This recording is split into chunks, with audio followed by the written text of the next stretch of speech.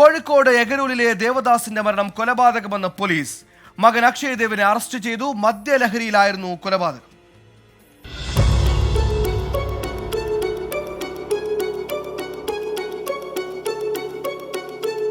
കഴിഞ്ഞ തിങ്കളാഴ്ച രാത്രി 7 മണിയോടെയാണ് കേസിനാസ്പദമായ സംഭവം. മദ്യലഹരിയിൽ മകൻ പിതാവിനെ ക്രൂരമായി ആക്രമിക്കുകയായിരുന്നു. 61കാരനായ ദേവദാസൻ തളർന്നു വീണതോടെ ആശുപത്രിയിലെത്തിച്ചു. കട്ടിലിൽ നിന്ന് വീണാണ് പിതാവിന് പരിക്കേറ്റത് എന്നാണ് അക്ഷയ് ദേവ് ആശുപത്രി അധികൃതരോട് പറഞ്ഞത്. ആരോഗ്യനില മോശമായതിനാൽ കോഴിക്കോട് മെഡിക്കൽ കോളേജ് ആശുപത്രിയിലേക്ക് മാറ്റാൻ നിർദ്ദേശിച്ചെങ്കിലും അക്ഷയ് അതിന് തയ്യാറായില്ല. തുടർന്ന് മരണം സംഭവിച്ചു.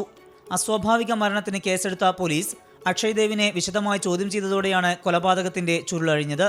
പിതാവിനെ ക്രൂരമായി മർദ്ദിക്കാറുണ്ടായിരുന്നുവെന്ന് അക്ഷയ് പോലീസിന് മൊഴി നൽകി. പ്രതിയുടെ അറസ്റ്റ് പോലീസ് രേഖപ്പെടുത്തി. മകന്റെ അക്രമ സ്വഭാവത്തെ തുടർന്ന് മാതാവ് മകൾക്ക് ഒപ്പം മറ്റൊരു വീട്ടിലായിരുന്നു താമസം. 24 കോഴിക്കോട്.